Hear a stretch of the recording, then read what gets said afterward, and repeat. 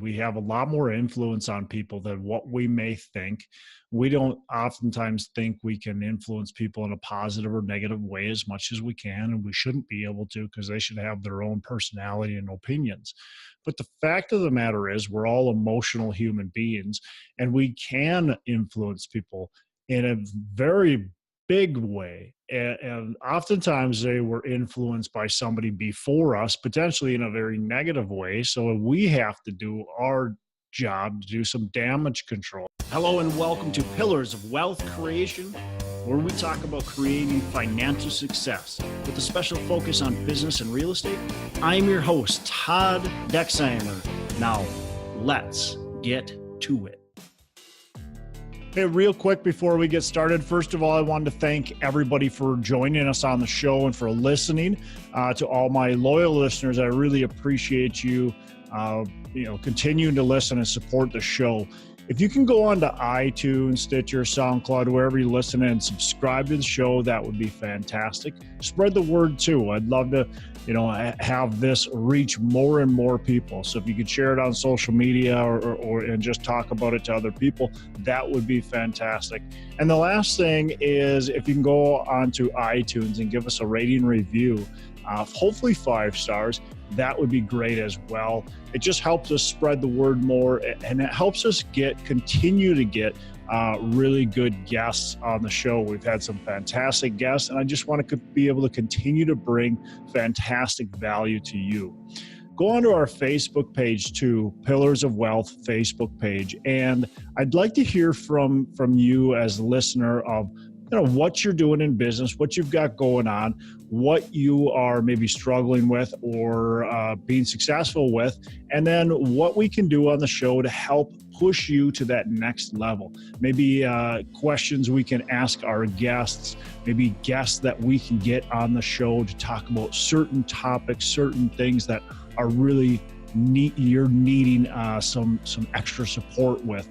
So provide for us some feedback on Facebook, and you can also share this out on social media. That would be fantastic as well. I appreciate it. I appreciate you being a either new listener or a loyal listener. I definitely appreciate it, and we will get started with the show. Welcome back, everybody, to another edition of Hump Day Hustle, the show where we focus on business and real estate as our core pillars of wealth creation. My name is John Stiles with Bridge Realty, and I'm excited for another great episode. Today, we're going to be doing another book review, and the book today is How to Win Friends and Influence People. So it's going to be a great discussion. So with that, here's our host, Todd Dexheimer. Todd, how are you doing today? I'm doing well, John. Thank you. And everything going well for you this week? Anything new and exciting to report? Everything's going well. Finally got the deal here under contract, so feeling good about that. Going to be flying out to the property next week, and also going to be looking at the current deals I've got going on. We've got we're midstream construction on these deals, and one of the things when you're doing these value adds is it's important to especially to get the timing right on the renovations when you're coming up to this kind of time of the year. So really leasing picks up in the spring and in the early part of the summer. Those are the best times to lease. And so I'm really pushing our project manager and our contractors to try to get more of these units completed. Right now, I'm a little frustrated because I feel like we don't have enough units ready to go online. We actually have a waiting list right now. And I think that's a bad thing to have a waiting list right now as we speak, because you're talking about a waiting list of tenants? Of tenants wanting to move in. I would rather have units done and sitting. I mean, it's a good sign that we've got a waiting list, but at the same time, I really want these units ready to go so that when spring does hit and people are looking, that we don't have this waiting list that we can't actually fulfill. So going down there, trying to figure out what we can do to try to speed the process up. And we still want to do quality work, still want to maintain that same level, but at the same time, we want to make sure that we're getting things done. We want to get our occupancy up as quickly as possible. My investors want to start seeing nice profits turning. I want to see nice profits turning, and we want these properties to be running smoothly. So the quicker we can do that, obviously, the better. A tenant waiting list or prospective tenant waiting list is not so bad of a thing if everything's occupied and everything's where the rent should be. But in your situation where you've got some units unoccupied because they're being renovated, I can see where that's a different situation, right?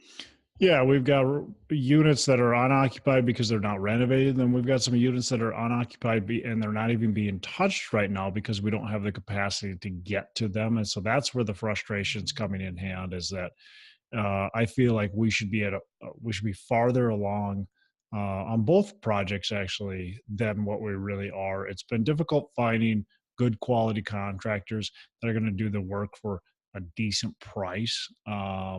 And so that's definitely a difficulty, but that's just an excuse. Honestly, everything's just an excuse. It comes down to needing to get it done. Yeah. Well, it's you heading down there to put some pressure on will probably be a big help in that to that end. Yeah, I hope so. I mean, this book that we're going to talk to actually talks quite a bit about how to confront these types of situations. And so hopefully if I've learned a thing or two, that I can confront the situation properly and actually motivate instead of put that fear into people. And that's one of the things that How to Win Friends and Influence People talks about. So, hopefully me going down there, showing that I sincerely am concerned and would like to continue to get this project done quickly will help get the project done quickly. I'll help light that fire and continue to move it along. Yep. You never ask for perfection. You always understand that things do happen. My investors, are understanding things are happening too, and there's a lot of hard work that goes into it, and they've all been fantastic. But at the same time, you know, you want to see the corner being turned, and that's kind of where we're at. Is I think we've got some pretty good things going on. I feel like we do, but at the same time, we just want to make sure we're where we need to be. Good. Well, that's a good weekly update here. Um, I'll just give a brief update on my own business. As we talked about before the show, businesses go in ebbs and cycles or ebbs and flows or whatever, and sometimes there's a lot of dealing with customers, and then you go a lot of other back end stuff. So it's sometimes hard to balance all the keeping my prospecting going and actually servicing the clients, evaluating properties for my buyers, for my sellers. So just balancing that. And as you mentioned, I need to be looking for ways to delegate, hire assistants, or, just different ways to get things done efficiently. So it's kind of something I'm working on. So. Yeah. And in your case, John, I mean, I think, it'd be good to bring on somebody that's young and hungry and willing to do some of that prospecting for you. Because, it doesn't cost you really any money, honestly, to have somebody working on a team with you.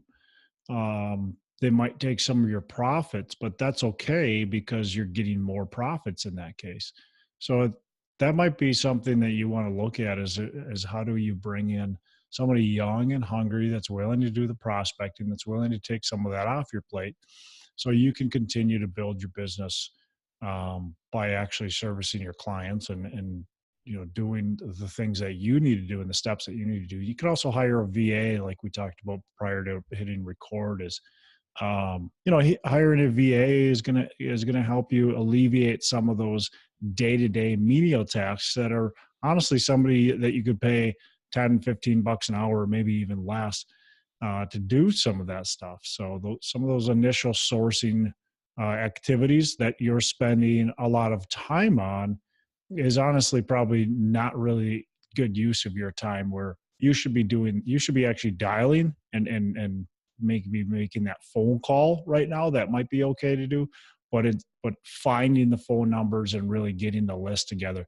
is something you probably shouldn't spend your time on. So, hey, we're going to take a quick break, and I want to mention a few things. First of all, I've been doing some coaching, and I want to continue to kind of expand that slowly and take on a few clients. And up until recently, I didn't really believe in coaching and taking courses and stuff like that. But I recently, or I shouldn't say recently, it's been a few years now, hired a coach and saw immediate results and have been very happy with it, and decided, as my teaching background, I wanted to do some coaching myself and help other people get the results that I was able to achieve. And so if you're at that point where you think that's the spot for you, or maybe you just want to explore if it's right for you, reach out to me. I'd have a free discovery call with you. We want to make sure that it is the right step for you to take. There might be other things that you can do to get success, and coaching might not be it. But let's have that discovery call to find out if that is the step that you need to take. So it can really make a major impact in your business and get you to that next level. The other thing is John Stiles. He's on this show every single week with me on the Hump Day Hustle. And John Stiles is a real estate agent in Minnesota, and he will help you find a good investment property. John is very knowledgeable and can help you find an investment property. It can also help you sell your investment property. So reach out to John Stiles with Bridge Realty and connect with him. He'll also, consult with you and make sure you guys are the right fit. So give him a call if you're in Minnesota. Reach out to him. He'd love to help as well. Back to the show. Well, let's move on to the book review, John. You mentioned the book. Yeah. Friends and influence people. And I don't know anybody that wants to win friends, right? Yeah. So How to Win Friends and Influence People by Dale Carnegie. He calls it the only book you need to lead you to success. I'm not quite sure if that's true, but this is one of my all-time favorite business books. I think it gives really pretty basic information, but information we all need reminders of all the time. And we're all raised in different backgrounds, and we've got different experiences, and we've got different temperaments and tempers. And everybody's got their own baggage, whatever that might be. And this book just kind of helps us clear it up and think about some of the ways that we act. And I know for me, this has been valuable book, and I've made it a habit of reading it or listening to it probably about once a year, just to give me that refresher to understand, just some of the tactics that are used in this book. And so I really like it. I think it's extremely valuable. Like, it is basic.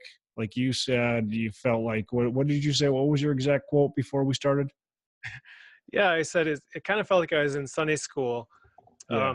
Because a lot of what he talks about is how to treat others. Mm-hmm. And that's a lot of what you learn about if you happen to be religious or Christian or whatever. It's about treating others how you would like to be treated. Yeah. And I think that's so true. But we don't think about that on a day-to-day basis. I mean, how often do you really think about that type of stuff? And when tempers start to flare, we flare up, and that never solves anything. So this book kind of just goes through some of the basics, sets up some good conversations, really some good examples, I think, that help lead us to, oh yeah, there is another way around. Instead of being confrontational. It's not, and this book isn't really about winning friends, I would say. I mean, yeah, you could use this tactic to get friends, but it's more about how to be successful in business with relationships regarding people, because you're always dealing with people. So this is a good book for even negotiation tactics and all that kind of stuff. So just relationships and how do we deal with people, especially because in business, oftentimes we're dealing, or not oftentimes, but many times we're dealing with people that are kind of abrasive, or that are thinking we're selling them, which oftentimes we are, but they might not be the most pleasant people to deal with sometimes. Yeah, and the version of the book that I got was the revised version for keeping in mind today's social media culture.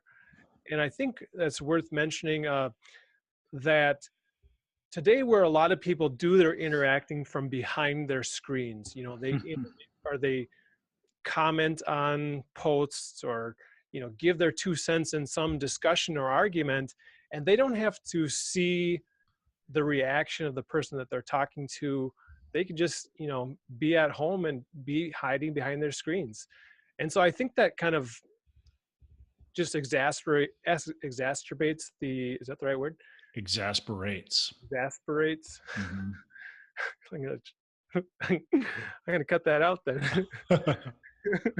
Sound like you said something totally different. That's not a part of this show. Exasperate. So, Uh, so I think that just exasperates the problem of how people sometimes treat others. Like you mentioned, being abrasive, or just not thinking about how they're coming across, mhm. trying to win arguments for the sake of, I'm right and I have to make sure the other person knows they're wrong. Um, so that's kind of the opposite of what this book coaches us to do. Yeah, and I have found myself in, like, even my relationship with my wife or kids, you know, they say something that's wrong and I try to correct them right away and be like, nope, it's this way. And it's like, nobody, oftentimes, sometimes it's okay to correct, especially if it's a teaching moment for your kids, but just always correcting your kids just because they're kids and they're oftentimes not as smart as you. Some people that are probably smarter than, but oftentimes not as smart as you. So you think you're going to show them and correct them. Well, that doesn't help them learn and grow, and it just makes them more abrasive around you, or feel like they're never right, or it's not really helping develop anybody for your kids. For your wife, it's just making her not want to probably talk to you because all you're doing is always proving your point, proving yourself right. So I have to catch myself at times before I'd say, well, no, this is the right thing. Um, and he gives a perfect example. I think somebody was talking about, had like a Shakespeare quote, and the guy made the quote and said it was from the Bible, I believe he said. And Dale Carnegie, the author of the book, said, well, no, it's from Shakespeare. And so they're arguing back and forth. And he went to his buddy, who's kind of like a Shakespeare expert, and said, hey, where's this quote from? And the guy said, well, it's from the Bible, of course. And later, Dale said, well, what did you do that for? It's not from the Bible. He said, well, I know it's not from the Bible, but why did I want to make that guy feel like an idiot? And the guy was maybe the host of the party or something like that. I can't remember what, but, it was kind of a good point of, look, you don't always have to prove your point. You might be right, but that's not always what's needed. Yep. And speaking about family relationships, our kids pick up on the way that we talk to them, or way that we correct them. And I'm finding with my kids, my oldest daughter is now correcting her younger brother, Mm. and about things that don't matter, and then they go back and forth arguing about it. And I'm finding myself saying, just like the book says, you don't have to be right, and you don't have to correct other people if they're wrong. Just what are you accomplishing by proving that somebody else is wrong? Yep. Yep. Absolutely. Well, I wanted to go through, John, just some principles. I won't try to ramble on too much, but some of the stuff that I got from it, he talks about giving honest, sincere appreciation. He also talks about arousing in the other person an eager want, and that's going to help them really, like, if they have an eager want to help you, or that desire to work for you or whatever like that, that's just going to help, obviously, for employees or anything like that, or anybody who's going to want to be helping you. So I thought those are a couple good things. And the other thing, when he's talking about relationships with people, he talks about becoming. He says, become genuinely interested in other people and be a good listener. He talks about just how, like, going to a party and being the one that listens and then, like, asks, just simple questions, but gets that other person to keep on talking. All of a sudden they think you're like the most interesting person in the room, even when you didn't really talk. You just listened the whole time, but they got to talk, and they got to talk about themselves and their wants and their desires and their interests.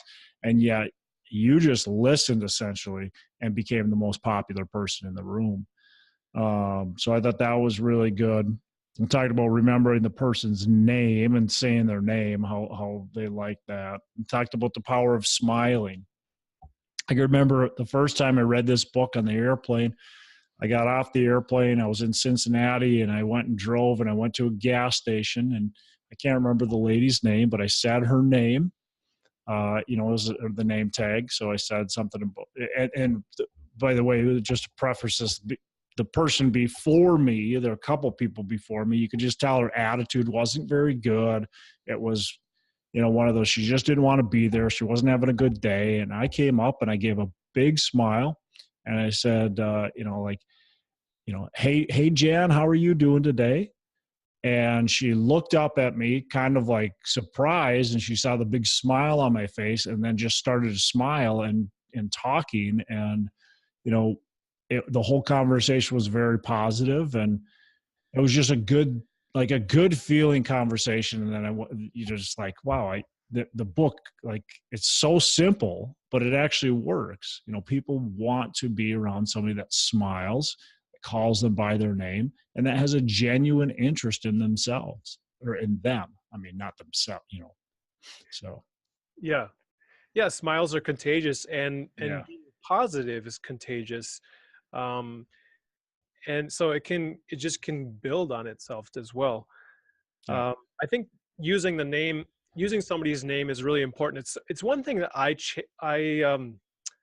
struggle with, I guess, because I have difficulty remembering people's names, but it's something that I'm trying to work on. And I think I know when somebody uses my name, it perks your ears up. You realize that, oh, they know me, they remember me, they're interested in me. So I think it's very Yeah. effective. Well, and they're addressing you directly, right? They're not just talking to nobody. They're directly talking to you. And so that's why it's always nice when somebody says, hey, John, what's your opinion on this? And they're directly talking to you about it, and they value what you think. And that right there is definitely valuable.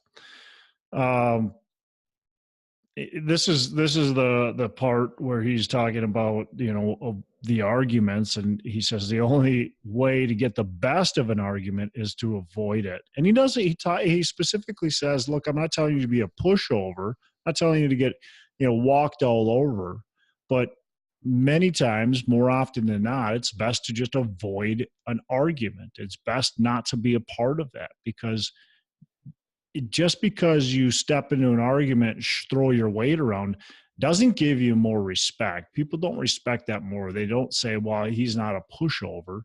Um, they're just going to say he's a jerk, Yeah. instead of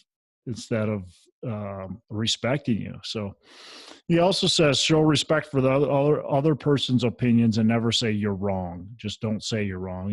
And then he says, if you're wrong, admit it quickly. And I like how he talks in the book a few times about, like, he tells during a story, somebody goes up and says, well, I was wrong about this and such, and they kind of blame themselves for something.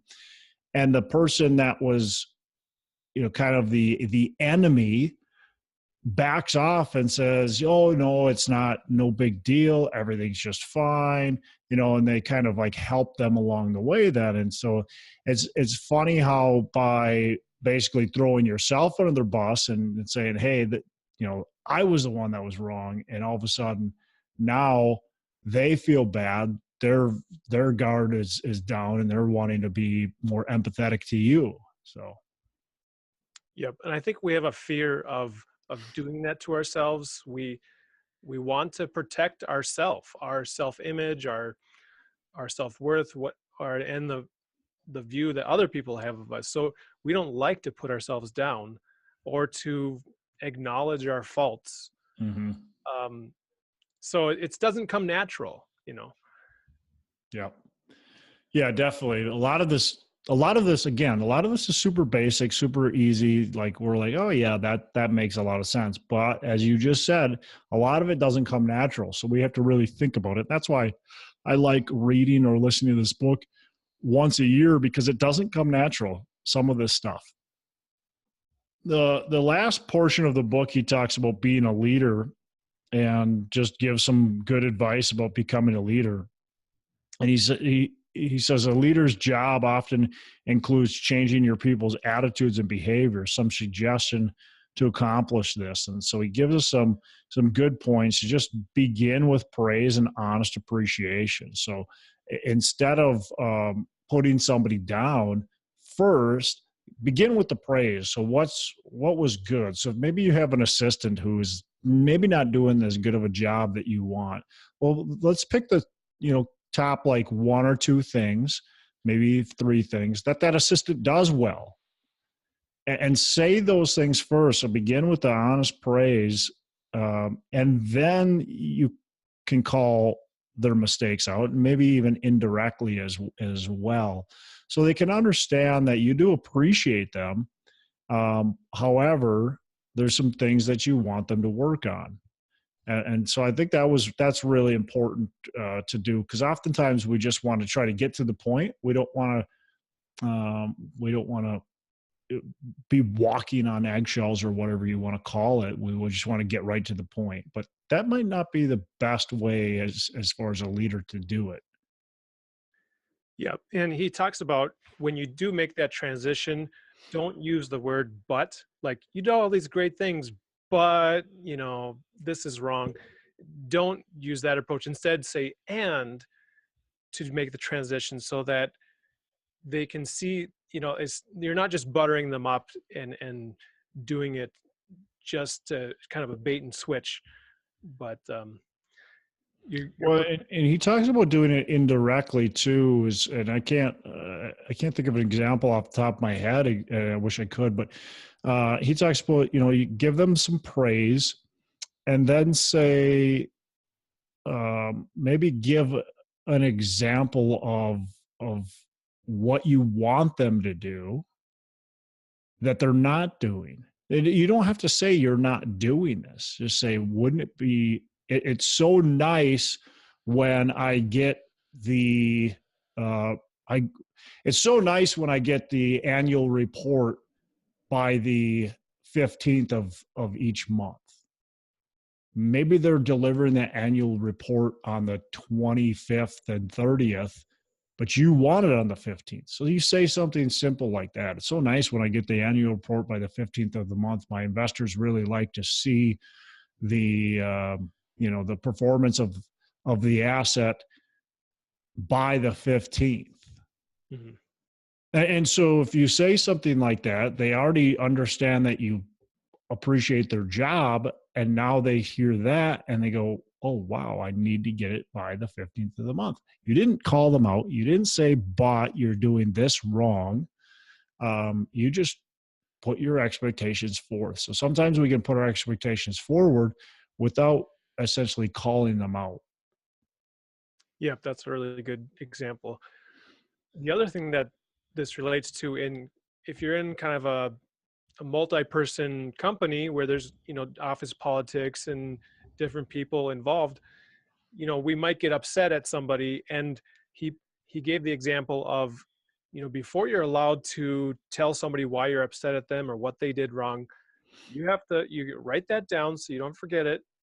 And so it's out there, it's out of your mind, you've written it down.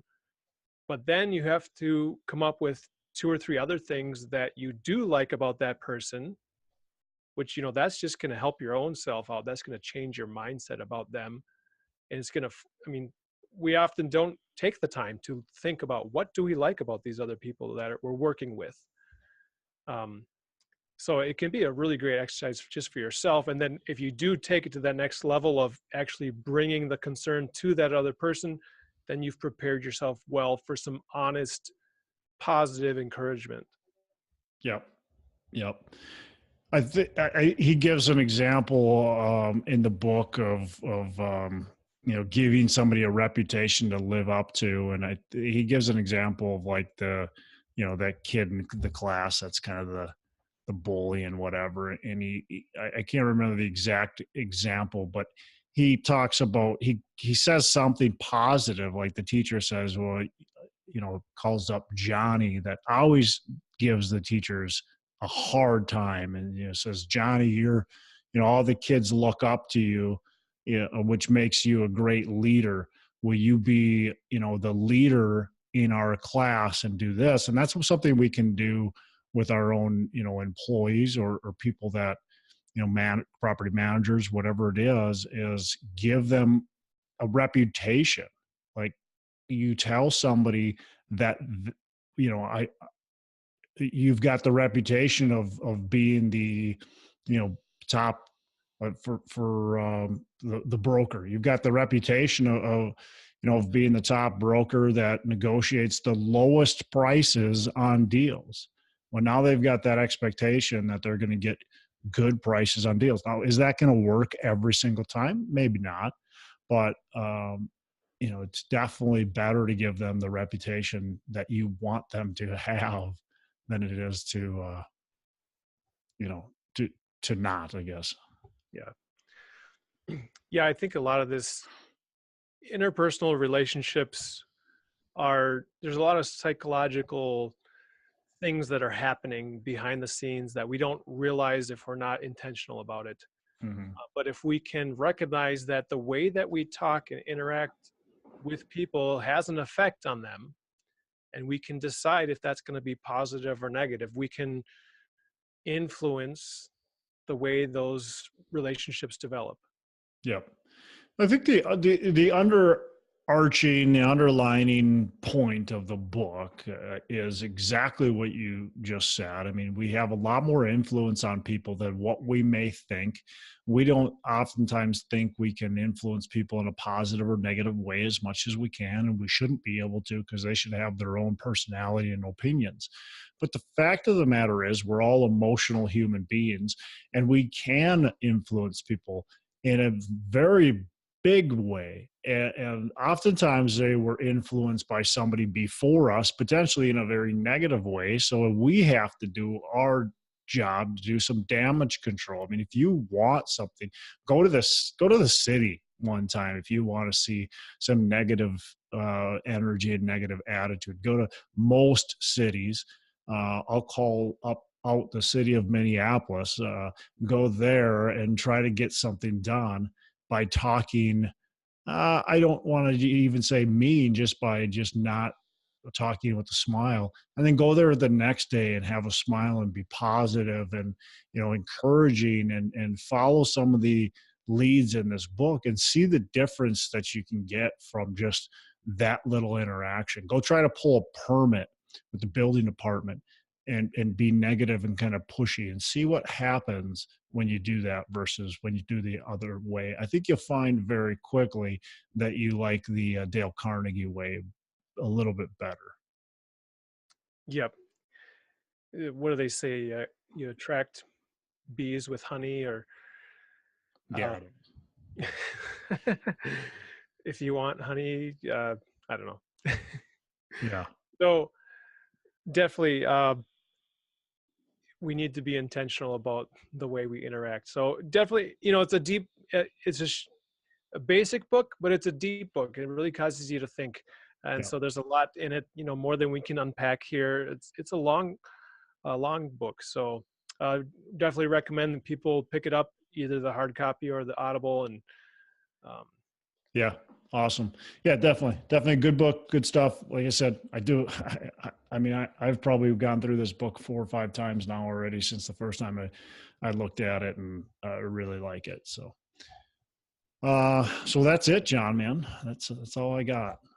Very good. Well, to our listeners and viewers, please let us know if you've read the book, what you took out of it. We'd like to get your comments and feedback either on this episode, right in the comment section, or on our Facebook page is a great place to have that conversation. So you can look us up, of course, with Pillars of Wealth Creation. Cool. Thanks, John. Have a good rest of the day. Make every day Saturday. Hey, thanks for listening to the show. Couple things before we go. Again, go on to our Facebook page, Pillars of Wealth. We'd love to have you on there. Go on to iTunes, give us a rating and review, and subscribe to the show. Also, don't forget, reach out to me if you want any help with potentially growing your business, and reach out to John Stiles to help you buy or sell real estate. Thanks for listening. We appreciate it. Have a fantastic the rest of the day. And as I say, make every day a Saturday.